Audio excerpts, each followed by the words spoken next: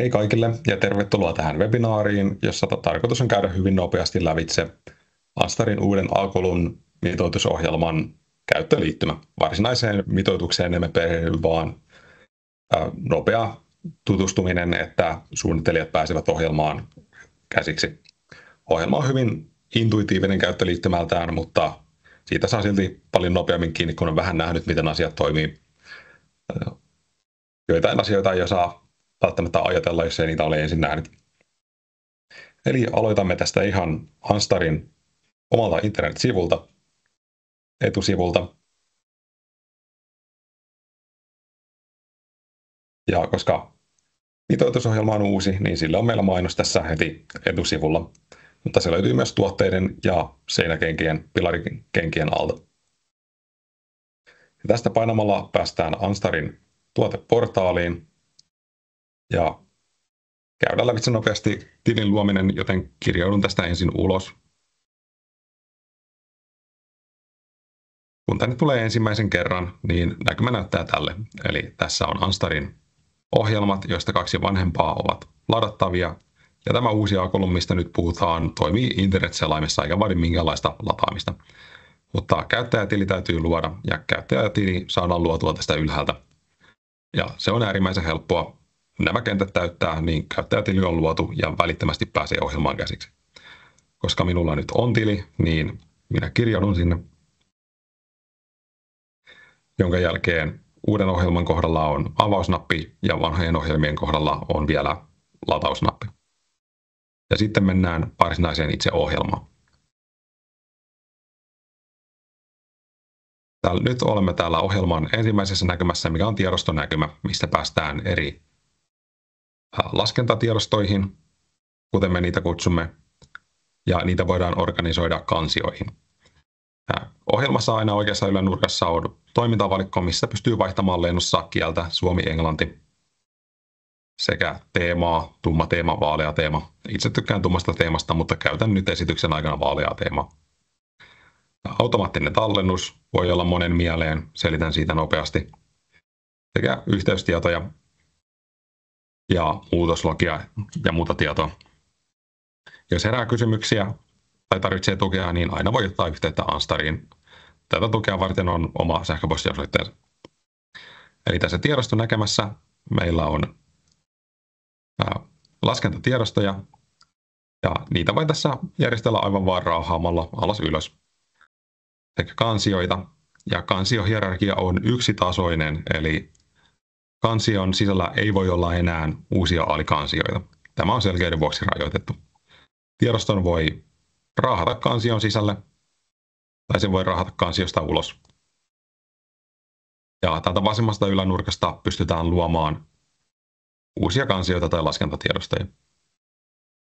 Kansioita voi myös kopioida, nimiä voi tietenkin muuttaa ja tiedostoja voi kopioida. Ja jakamiseen palaan aivan videon lopussa vielä.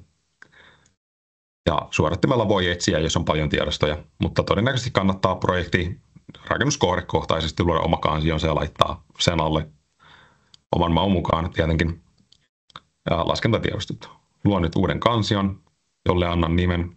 Kuvausta ei ole pakollista antaa.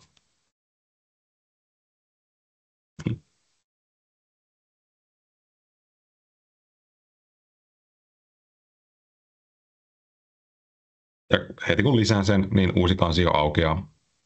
Ja sitten luon sinne uuden laskentatiedoston. Ja suurin osa näistä tiedoista tässä on täysin informatiivisia, mistä mainitaan. Yleensä kun laittaa hiiren johonkin päälle, niin siinä on infoa. Mutta kansallinen liite vaikuttaa laskentaan. Sitäkin voi muuttaa myöhemmin, mutta se vaikuttaa tietysti varmuuskertoimiin, suunnittelijat tietävät. Nimeän tämän nyt vain esitykseksi, ja heti kun luon laskentatiedoston, niin laskentatiedosto aukeaa ja pääsemme itse mitoitusohjelman sisälle. Ohjelma pyytää heti luomaan ensimmäisen liitoksen, joka nimetään nyt mielikuvituksellisesti vaikka liitos 1. Ja käyttöliittymästä, eli tässä on hieno 3D-näkymä, jota voi pyöritellä, zoomata. Pyörittely tapahtuu hiiren vasemmalla napilla, zoomausrullalla ja oikealla napilla voi siirrellä vielä ympäriinsä.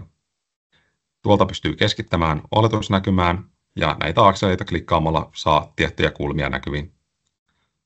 Ja tässä on myös tämmöinen pseudo 2D-toiminto, mitä voi käyttää hyödyksi, kun haluaa nähdä tarkemmin, miten tangot ja kengät sijoittuvat poikkileikkaukseen. Mutta toistaiseksi pysytään 3D-näkymässä. Sama toimintovalikko, mistä voi vaihtaa kieltä, teemaa, löytyy edelleen. Ja tämän 3D-näkymän saa tästä kokonaan pois, jos haluaa, mutta varmaan aika harvinaista käytännössä. Ja vasemmassa reunassa on lista liitoksista tämän laskentatiedoston alla, ja niitä voi olla aivan rajattomasti. Tämän listan saa myös pois tieltä, jos haluaa lisää tilaa. Uusia liitoksia pääsee luomaan joko aivan tyhjästä painamalla uusi liitos, jolloin liitoksessa on oletusarvot, tai sitten, mikä on todennäköisesti yleisempää, niin edellistä liitosta pääsee kopioimaan tästä kopioin napilla, tai niitä voi poistaa. Ja kun liitoksia on monta, niin niitä pystyy järjestelemään raahaamalla. Ja itse mitoituksessa täällä on välilehtiä, ja välilehdet on ajateltu niin, että niissä edetään vasemmalta oikealle, ja kun päästään loppuun, niin mitoitus on tehty. Ja asetukset on koitettu ryhmitellä aihepiireittäin mahdollisimman selkeästi. Yleistiedossa on paljon sellaista informatiivista tietoa, mikä tulostuu laskentaraporttiin, mutta ei välttämättä vaikuta itse mitoitukseen. Materiaaliosavarmuustaso vaikuttaa mitoituksiin. Niitä voi muuttaa, jos tietää tarvitsevansa niihin muutosta. Liitostyyppiä on tällä hetkellä 3, mutta hyvin pian on päivityksessä tulossa myös seinäkenkäliitokset että palkkikenkäliitokset. Tehdään nyt esimerkin vuoksi tyypillinen pilari-anturaliitos. Valitsin liitostyypin. Nämä ovat informatiivista tietoa ja lisätiedot, liitoksen nimet tulostuvat raporttiin, kun raportti myöhemmin tehdään. Siitä myöhemmin lisää. Sitten edetään seuraavalle välilehdelle, missä on pilarin ominaisuudet. Tehdään tästä nyt vähän suurempi pilari, mutta pysytään neliömuodossa. Suorakaitet ja ympyräpilarit ovat mahdollisia. Suurempi pilari, pysyn oletusarvoissa. Ei käydä itse mitoitusta nyt syvällisesti lävitse. Ja lisätään tänne pääraudoitus. Tankoja lisätään ryhminä nurkkiin X- ja Y-akselin suuntaisesti. Yleensä viitataan kuvassa näkyviin akseleihin. Ja kun tankoja on lisätty, niin yksittäisiä tankoja voi poistaa ja jossain määrin siirtää. Tai sitten tankoja voi poistaa erilaisina ryhminä, esimerkiksi kaikki kulmatangot. Otan nyt isot teräkset pilarin nurkkiin, jolloin kaikki näkyvät tässä listassa. Jos laitan hiiren päälle, ne korostuvat tuolla kuvassa ja yksittäisiä tankoja voi poistaa. Ja tähän voisi edelleen lisätä lisää tankoja. Sitten mennään anturan puolelle. Tehdään anturasta vähän isompi, että esimerkki on sopusuhtaisempi.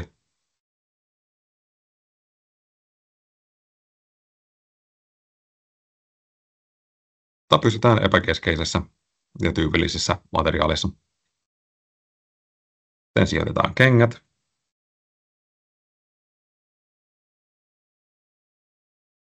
Valitaan listasta kenkä, siihen liittyvä pultti. Vaihtoehdot ovat sidottu toisiinsa. Ja kenkiä voidaan sijoitella erilaisiin paikkoihin. Ja sijoittelun jälkeen myös niitä voi poistaa yksittäisinä tai liikuttaa yksittäisinä joidenkin rajojen puitteissa. Lisätään nyt nurkkiin. Ja täältä näkyy vihreä ja punainen akseli, jotka näkyvät myös tästä mallista, että miten tämä sijoittelu toimii. Nyt meillä alkaa olemaan jo pilari kasassa. Mennään vielä lisäraudoitukseen. Jos kartiomurto raudoitus ei riitä, niin ohjelma valittaa sitä myöhemmin. Laitetaan sinne muutama raudoitus ja katsotaan mitä tapahtuu. Raudoitetaan raudoitusverkolla. Mahdollista myös rauduttaa yksittäisellä. Ja jos muuttaa tankojen väliä pulttien leikkausraudoitukselle, niin se vaikuttaa tankojen lukumäärään laskennan lopussa. Mennään kuormiin. Kuormia voi syöttää eri kuormitustilanteisiin, asennustilanteesta lopputilanteen kautta onnettomuustilanteen. Nyt lasketaan vain lopputilanteessa ultimate limit state. Ja kuormayhdistelyitä voi olla rajaton määrä.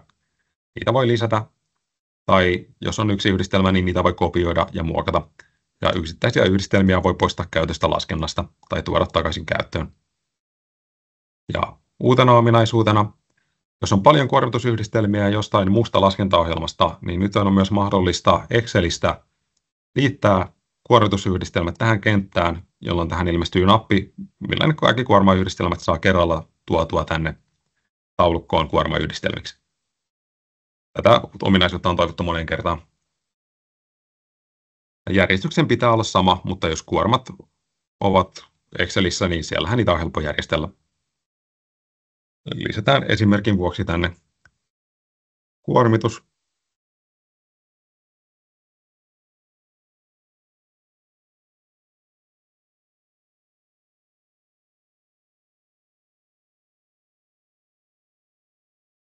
Ja siitä saa helposti tehtyä kopion, mitä voi muokata. Jätän nyt tuon pois päältä. Ja tässä meillä on yksinkertaisimmillaan rakenne määritelty, kuormat määritelty ja liitos on valmis laskettavaksi. Aikaisemmin loin toisen liitoksen, poistan sen nytten ja teen tästä kopion, että minulla on 2 kappaletta näitä liitoksia. Jos en olisi laittanut päälle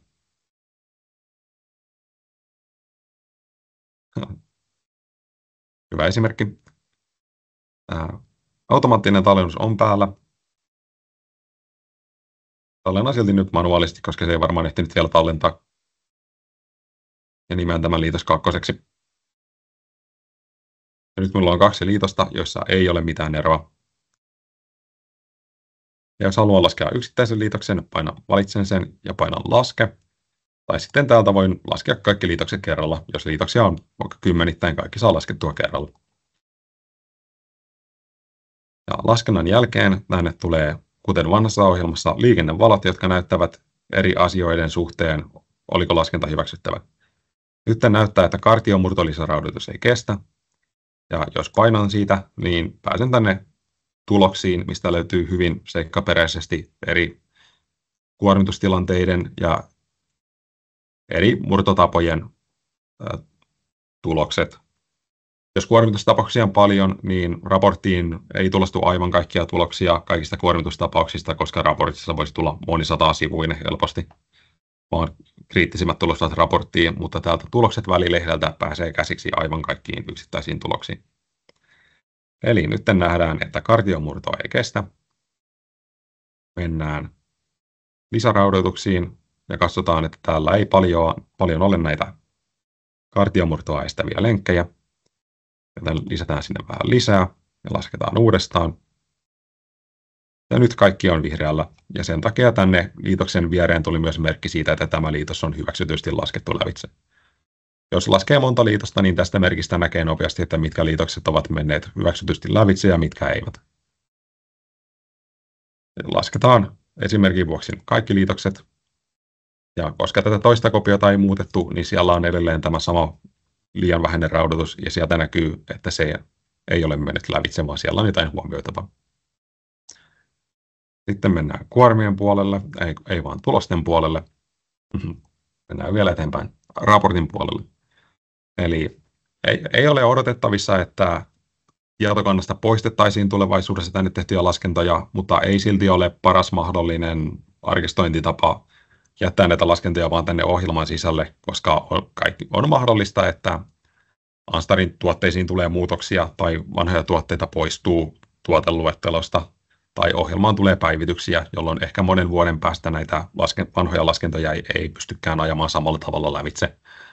Joten kun laskenta on tehty, niin sen oikea arkistointitapa on tehdä siitä PDF-tulostusraportti. Ja raportista näkyy kaikki lähtötiedot, kuormat, geometria ja laskentatulokset. Ja periaatteessa laskenta on raportin perusteella toistettavissa ja katsottavissa, että se on ollut oikein. Raportin kielen voi vaihtaa. Kielen ei tarvitse olla sama kuin käyttöliittymän kieli. Desimaalijärjestelmän voi valita. Ja raportin sisällön Sisältöä voi raajata halutessaan. Meillä on pari tällaista presettiä, kompakti ja kaikki. Kompakti on todella hyvä. Siihen tulee selkeästi kriittisimmät tapaukset. Ja raporttia voi esikatsella. PDF:n tulostamisessa kestää aina tovi.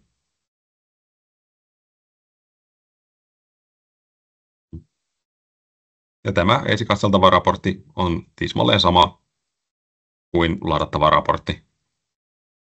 Siellä on 3D-kuvat liitoksesta, liitoksen geometriasta, lähtötiedot, kaikki informatiivinen tieto, mitä on syötetty aikaisemmin, lisäraudoitukset ja sitten varsinaiset laskentatulokset ja tarpeelliset lisäraudoitukset. Ja tasapainotilakin. Ja jos tulostaa monta liitosta samaan, niin voi tehdä sisällysluettelon, ja sisällysluettelosta näkee nopeasti, että laskennat ovat menneet lävitse. Ja lataamalla saa ladattua PDF:n.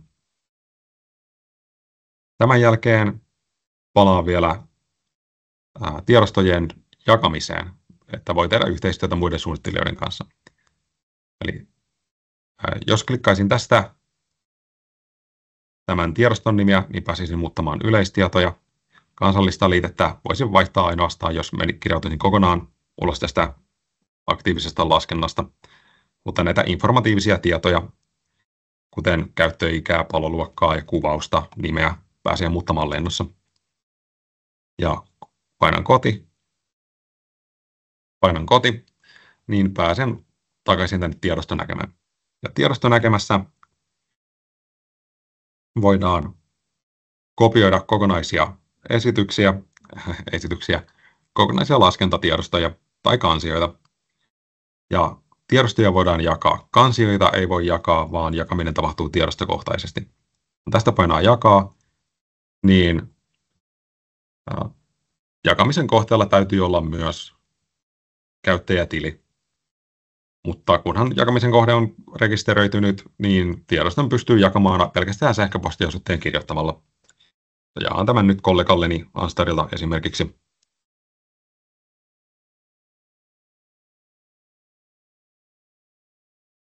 Ja pääsyoikeus voi olla joko luku, jolloin jakamisen kohde ei pysty muokkaamaan tiedostoa, mutta pystyy katsomaan sitä. Mutta jakamisen kohde voi kuitenkin tehdä tiedostosta oman kopion ja muokata sitä. Tai sitten voi antaa myös kirjoitusoikeuden, jolloin jakamisen kohde voi halutessaan myös muokata sitä alkuperäistä tiedostoa. Ja jakamista voi tehdä monelle tallennan, ja tiedosto on nyt jaettu. Ja näitä pääsee aina muokkaamaan myöhemmin. Jos menen takaisin jakamiseen, niin voin poistaa jakamisen, ja silloin tätä samaa tiedostoa ei enää jaeta. Mutta jos siitä on otettu oma kopio, niin oma kopio säilyy jakamisen kohteella. Ja tänne on nyt ilmestynyt pieni merkki, joka osoittaa, että laskentatiedosto on jaettu. Ja siinä olisi erilainen merkki, jos joku muu olisi jakanut laskentatiedoston minulle. Siinä oli hyvin nopeasti A-kolumnin käyttöliittymän perustoiminnot. Kiitoksia.